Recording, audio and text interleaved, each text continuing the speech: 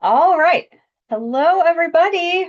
I am Bryla McNees, dietitian at the UK Health and Wellness Program. I am also known as the Lazy Dietitian. So I'm excited to have so many of you here with me today. If you wouldn't mind just putting something in the chat box for me so I have something attached to your name and I can mark you down as attendance. It helps us to prove people do like to attend our programming and give us a justification for continuing to offer it to you. All right, thank you for that. Okay, well, today we are going to talk about grab and go snacks. Some of you are already familiar with the lazy dietitian philosophy, but my philosophy is to merge health and convenience. Okay. That is always what I'm trying to do when I'm preparing any meal or snack. I don't particularly love spending time in the kitchen. I love to get in and out as fast as I can. I don't particularly love grocery shopping either. I've done a whole series on how to get in and out of the grocery store as quickly and easily as possible too. So if anybody feels that way, you're not alone. Even the dietitian, shares those shares those concerns and challenges. But I just want everyone to kind of understand where I come from, and that's where a lot of the suggestions today that we're going to look at for snacks come from. All right. If anyone has just joined us, thank you. I want to encourage anyone that has not yet to put something in the chat box to please do that so I can mark you as attended. But thank you again to everyone for being here.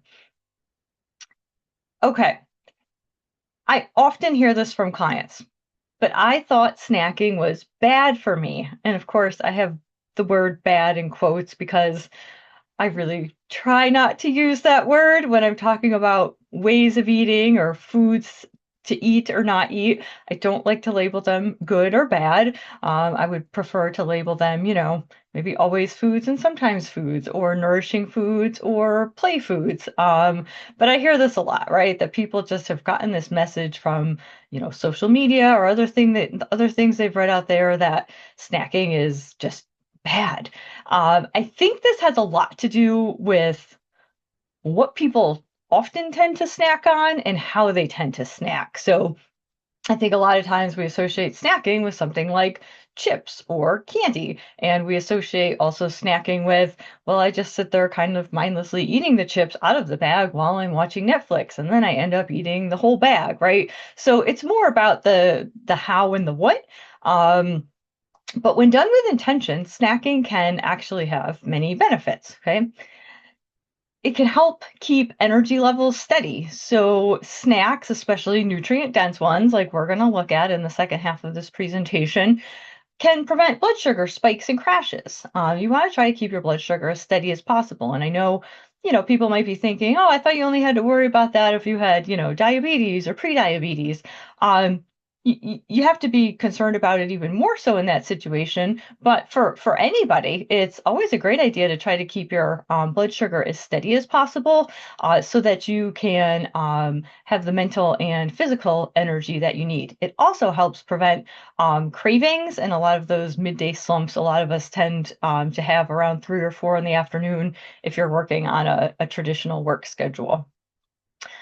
Having snacks can prevent overeating later. Okay, so for a lot of people, there's a pretty big period of time between their meals. This is especially true, I find, for lunch to dinner time.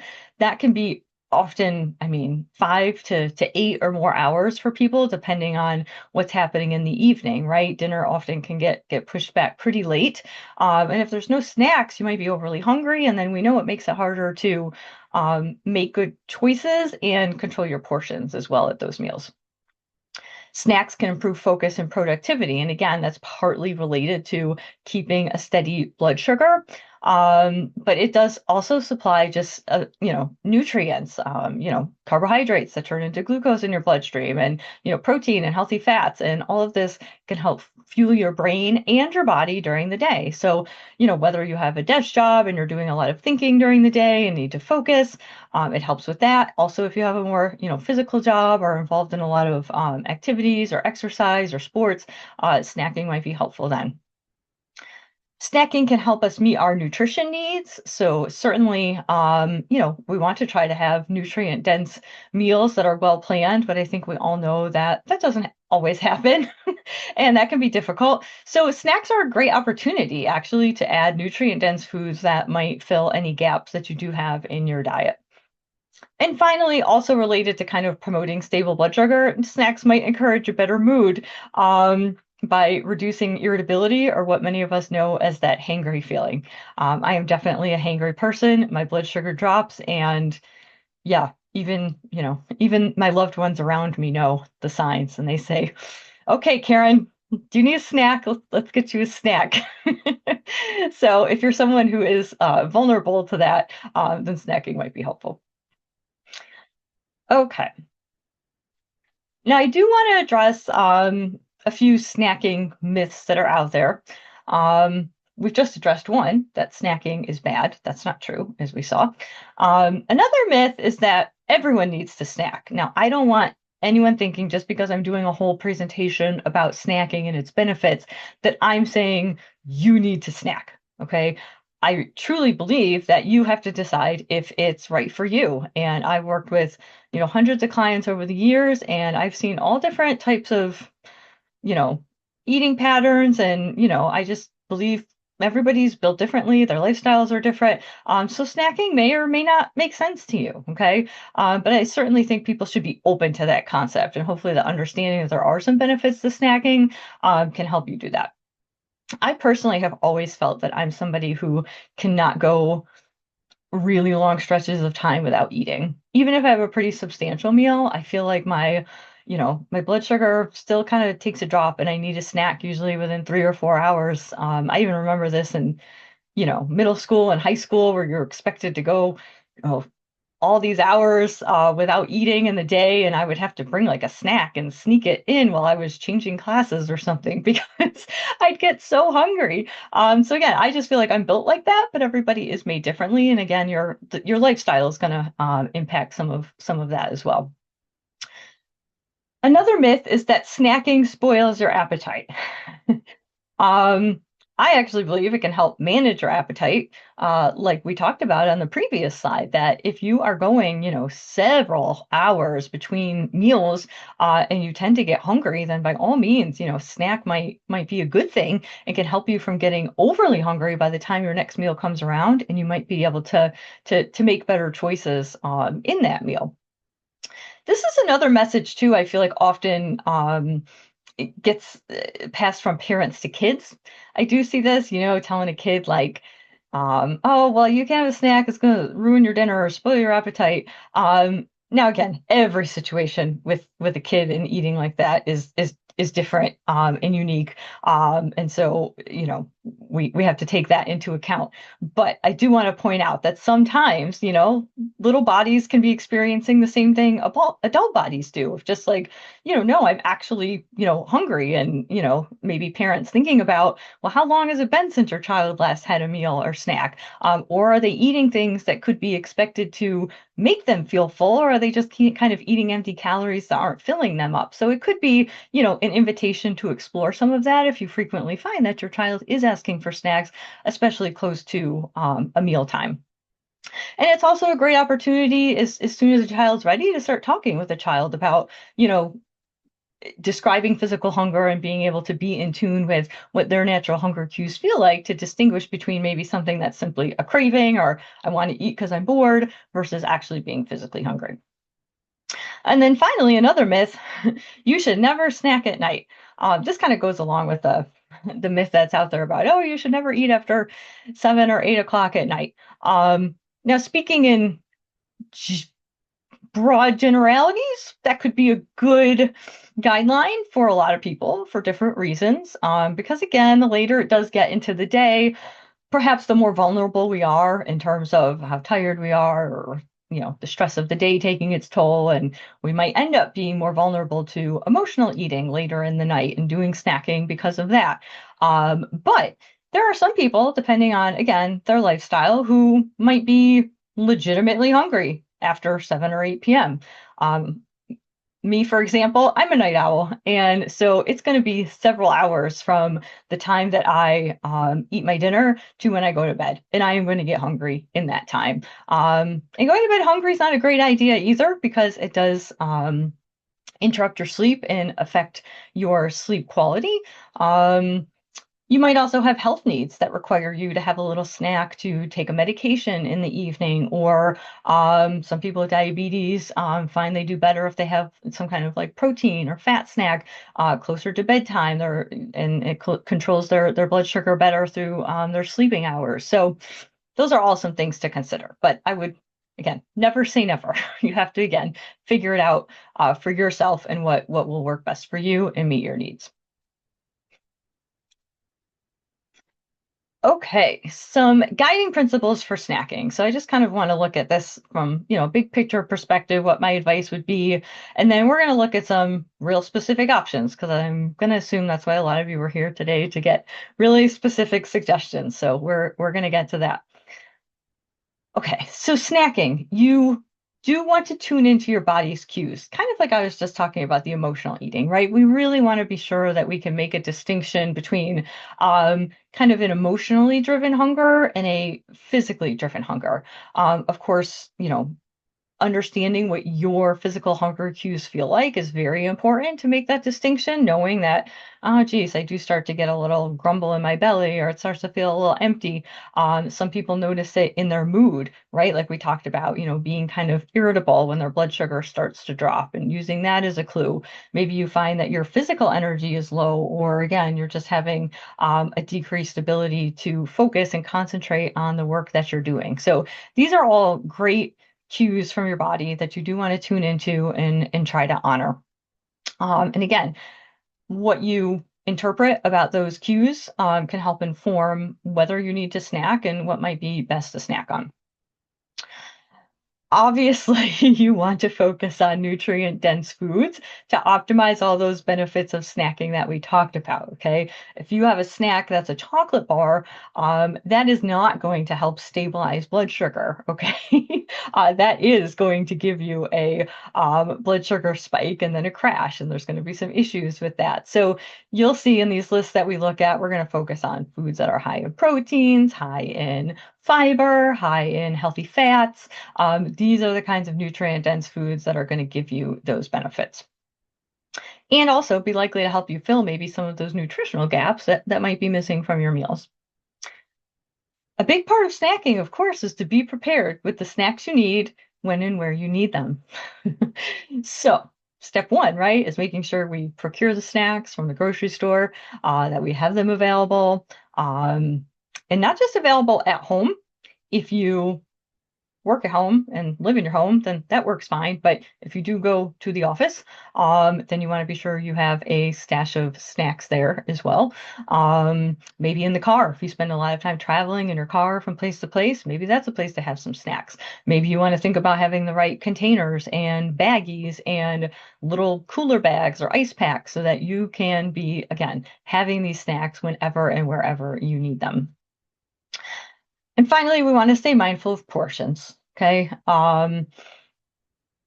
Even if we are snacking on nutrient dense foods, if we are having portions larger than what we truly need, then that can be also problematic. So I always recommend taking a portion of something out of the package, putting it in a small bowl or plate, kind of defining what the portion is that you plan to eat. You can always go back and get more if you want, but eating out of the large package is almost always going to lead to overconsumption. Okay, so if you do have, a big container of nuts or a big box of Triscuit crackers or a block of cheese, try not to eat directly out of those packages. Try to get a serving for yourself, put it on a bowl or plate, and put the big package away while you eat. Okay. Also, trying to just be mindful while you're snacking. So, trying not to snack while you are multitasking and doing other activities. I am guilty of this. It is a very hard thing to do. Um, I'm better at it at meals probably than I am at snacks. But really, again, you can most enjoy your food and most be in tune with how that, food is helping you feel full and energized if you are eating without distractions. So trying to, as best you can, not eat in front of the computer or the TV or while you're on your phone or while you're driving in the car. That also might be a safety issue. Okay, how are we doing so far? Are there any questions about anything I've mentioned so far? Because we are going to change tracks here and really start digging into some specific snack ideas I have. Okay, I got a thumbs up. All right, I'll take that as a sign to continue. Oh, I will also take this as an opportunity to remind anyone, if you have not put something in the chat box, I would really appreciate you doing that. Okay, it helps me take attendance and justify future programming. All right, so yeah, I'm going to give you real specifics here, okay? Oh, great. Thank you, you guys. Appreciate it. Hello to everyone who is now making their presence known in the chat box. Yeah, all right. You're welcome for the specifics. Let's just dive into it, okay? It was really difficult for me to figure out how to categorize these foods in a way that made the most sense. But I kind of just ended up going with broad categories like proteins, whole grains, fruits and vegetables, nuts and seeds, um, bars, spreads and dips, and then like a miscellaneous category. So those are all the categories. I hope that that makes sense as we go through this. Okay. These lists, first of all, are not exhaustive. Okay. Um, these brands are flexible. I do try to include Kroger brands of things. That is, in my experience, where most people grocery shop. And I do try to include Kroger brands of things when I feel it is a good product or there's not a good alternative, just to show that, they don't always have to be name brand products. A lot of the store brand products, not just Kroger, can be perfectly suitable alternatives. Okay, so I'm not necessarily playing favorites to the brands that you see listed here. I also don't get paid by any of these brands that I have listed here, so I always like to make sure that I say that. Um, some of these foods you might already think like, I don't eat that. I don't want to eat that. There's health reasons that, in your mind, you feel like this would not be a good thing for me to eat. Fine, right? Just like somebody saying, Diane saying she's lactose intolerant. So maybe some of these things won't make sense, right? But yeah, I just kind of want to put all those disclaimers out there. These are just all options. They will all work differently for different people. And hopefully I think there's plenty here for people to choose from that will help them meet their specific needs. Helen, yeah, that's a great point. So this protein list, we're going to see another protein slide, but this one is all dairy. I just figured there was so much dairy on here. I just put them all on one slide together. So yeah, for folks who are lactose intolerant, it may get a little tricky. I do like to recommend the soy-based yogurt. Silk is a pretty easy brand to find for this because a lot of the other non-milk, non-dairy alternative yogurts are not very high in protein, right? Like almond or um, oat milk yogurt. Okay, they're not typically high in protein unless they've been fortified with it. It's been added in. So when it's made from soy milk, that actually is gonna, have some natural protein in it that makes it into the yogurt. So that is a good choice for folks who are lactose intolerant. Um, these little milk boxes are great. Maybe you have given these to like your kids or something, but they're great for adults too. They're shelf stable. They don't have to be refrigerated. Oh, who made that comment there about? Oh, Diane. So you switched back to soy base. Awesome. They may have some like lactose-free versions of these or soy milk versions of these little milk containers. I'm not sure. That's certainly something to look for if that interests you. I used to bring these milk containers to work with me to have like some cereal or whatever in the morning. It's really handy. Cottage cheese making a big comeback now. Again, I'm not necessarily preferential to this brand. I just wanted to show you that you can get them in little cups, right? Just like you can get like these little yogurt cups that are very easy to grab and go with, because that is the theme of what we're talking about today. Good Culture is another brand that's out there that has the little cups, and some of them even have flavors, right? Like sweet and savory flavors, if that's something you like as well. And of course, like snacking cheeses, there's this really great fresh mozzarella snacking cheese. There's the Baby Bell. There's any kind of cheese stick. I've got these Colby Jack on here, but of course, there's mozzarella and cheddar, and all of their kinds. Any kind of natural cheese would be a good option. Okay.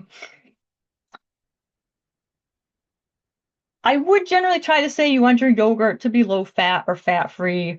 Some of those whole milk yogurts, they can get really high in calories and a little high in saturated fat. So if those are concerns at all, just keep that in mind. I've got a 4% milk fat cottage cheese on here. That is what I eat, but if you'd prefer to have like 1 or 2% cottage cheese, you could do that. I don't know that I really recommend the fat-free stuff. I think it's got some weird things added to give it the right texture. So a little fat is okay. All right. Okay, so here's some other proteins. A little note about these deli meats at the top. Okay, I know this is something I do recommend to clients to get easy protein, but a lot of people, rightly so, have concerns about some of the preservatives that are added to deli meats. Namely, one of the things you've probably heard is nitrates and nitrates, but there's also things added to deli meat called celery juice powder, cherry juice, and cherry juice powder. All of those are still nitrates.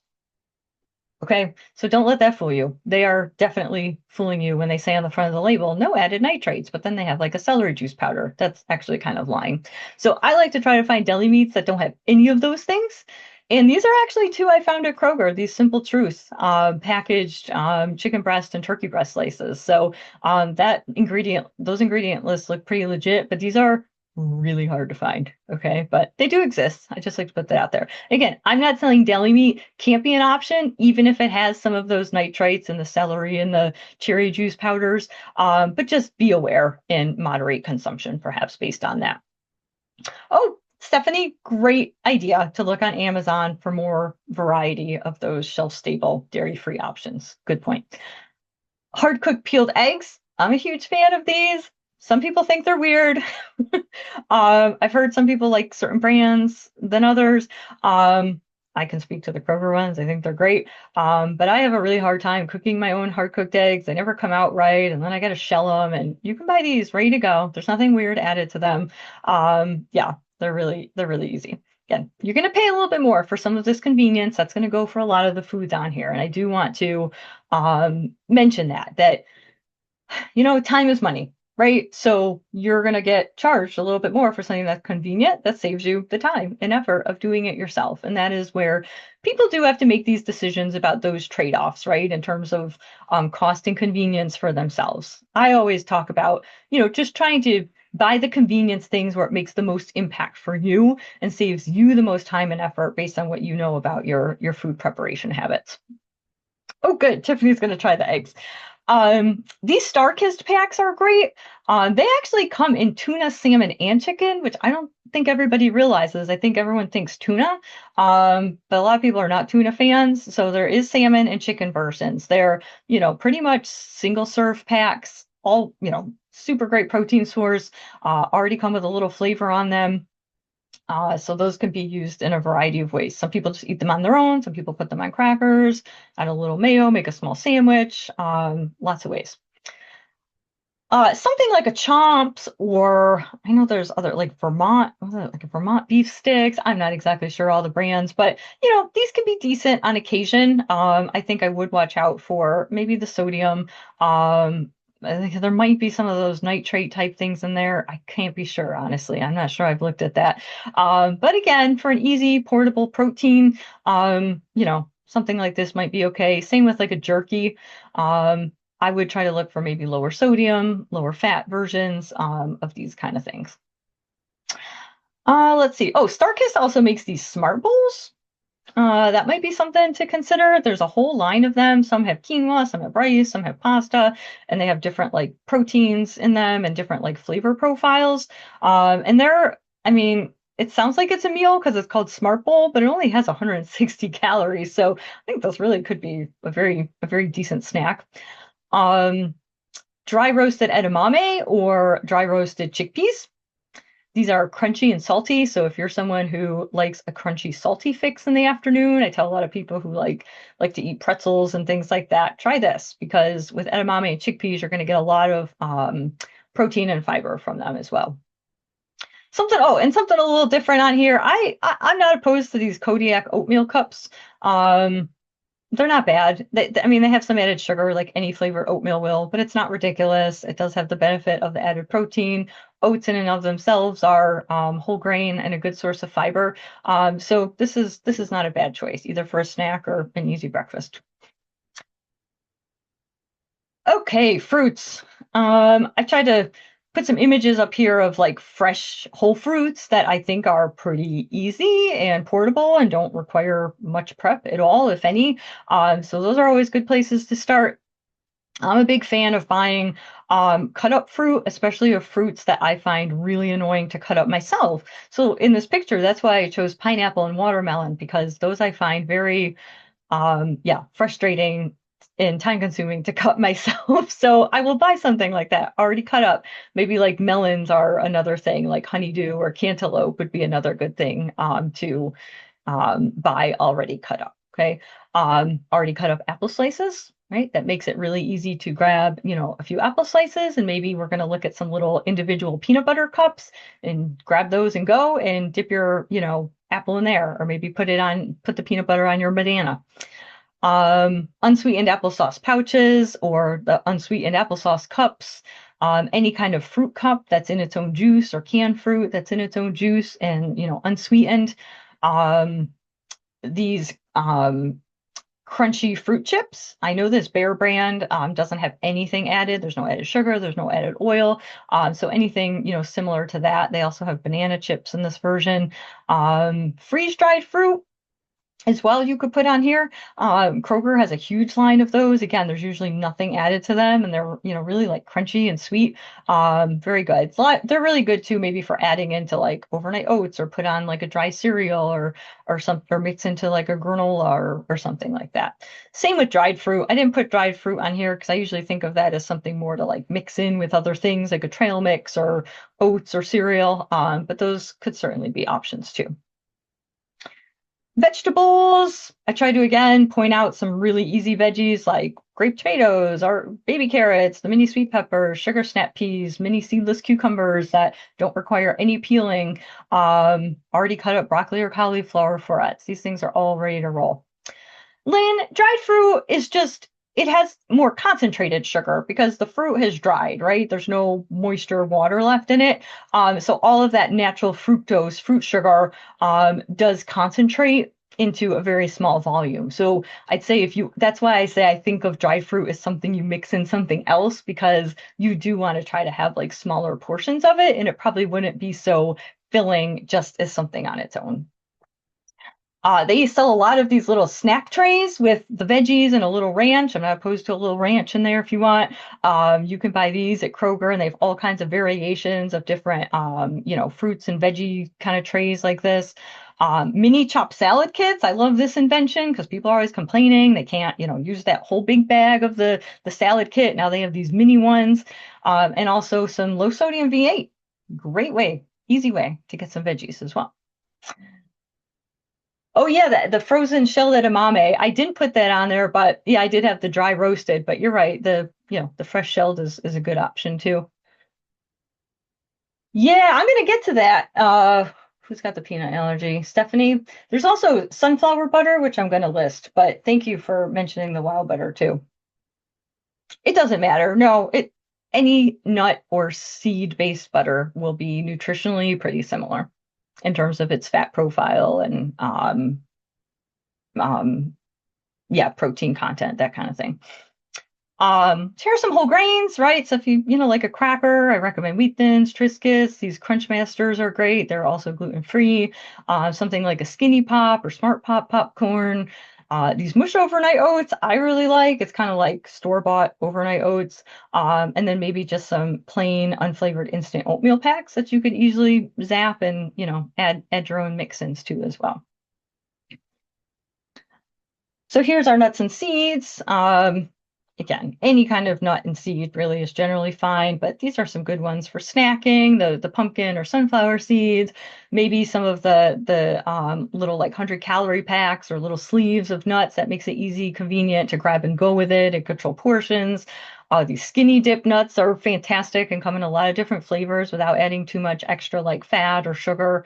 And then I really like for a trail mix, this Power Up trail mix, just because it doesn't have any of like the candy kind of stuff added to it. It's just pure whole food stuff, just mixed together. It's fantastic. Yeah, I know, Holly. Bars, oh, bars. There's so many out there. I will say, these are bars I have experience with. I can't have possibly tried all the bars on the market, but these are ones I'm familiar with, and I feel pretty good about recommending nutritionally. And they're all pretty widely available. Any of the Lara or Luna bars are fine. This kind bar in particular, like the ones that are just like mostly nuts, that's probably your best bet in terms of the kind bars. But a lot of the kind bars are pretty good in terms of like the ingredients and not adding too much sugar and things like that. I'm a huge fan of RX bar, particularly the new nut butter and oat versions. I find the texture much better than the traditional RX bar. And I've recently just tried these True bars as well. Really, really tasty. And again, very straightforward, kind of, you know, whole food type ingredient list too. Dips and spreads. Again, I'm all about trying to find things in, you know, the little portable containers. I know people have different opinions about like the packaging and how they feel about that. So I understand that that might be, you know, a barrier. But again, maybe get your own little individual, thanks, Mandakini, get your own kind of individual reusable containers where you can put, take it from a larger tub and put it in the smaller portable version if you don't want all the packaging. But this kind of stuff is incredibly convenient. Hummus, plain guacamole, and also plain smashed avocado, which makes it really easy to make like an avocado toast, for example. And here's like peanut butter. Here's the sun butter I was talking about, almond butter. Peanut butter and almond butter are pretty nutritionally the same. Almond butter costs a lot more. So unless you have a need to avoid peanuts and you're on a budget, I would stick with, you know, the peanut butter. But that is also an option. Okay, and then there were a few more random things that I just wanted to throw on here. I don't know, I didn't know where else they fit, but certainly I thought they were worth a mention. Um, Kroger and all stores now have, you know, different versions of these kind of like snack trays, kind of like those Sargento balance breaks. I think they started the whole trend and now everybody does it. But they, you know, just looking for whole food versions of these where it's like some fruit and some, you know, yeah, like cheese or little meat bites and some nuts. It's usually some combination of that. Those can be actually really good options. Or again, put together your own thing like this. Goodles, they are a healthier mac and cheese. They're made with chickpea noodles and again have a very, you know, straightforward ingredient list. I use the big boxes at home for my family, but now they make these little microwave cups that are quite convenient and pretty good. This would be a heartier snack. It's maybe like 250 calories or something, but high protein, high fiber, not a bad option. Bone broth. So I know a lot of folks are trying to get more protein. There's this sipping bone broth that you heat up in the microwave and you just sip it out of the cup. And it's got, you know, a decent amount of sodium because it's a broth. Keep that in mind, but it does have 10 grams of protein and it's just like 50 calories, I think. So that's something to consider too. And these olives. I can only find something like this on Amazon. Again, somebody was already suggesting Amazon, but you can go on Amazon and find these little snack pouches of green olives or black olives in all different flavors as well. So if you're an olive fan, this is a great way to do that. Okay, so that's everything I had. I appreciate you guys staying a few minutes over here. I see Hannah's given a shout out to Aldi. Lazan is hungry now. Go-to snack of mine. What do you, let's see. Diana's talking olives with almonds and tomatoes. Used to be cheese instead of tomatoes. Rice cakes with hummus. Yeah, okay. Okay. With some turkey and everything but the bagel seasoning. Yeah, that bagel seasoning is awesome. I put that on like a avocado type toast or something. Yeah, good stuff. Let's see. Speaking of sodium, our son's doctor has recommended he increase his sodium intake. Oh, hmm.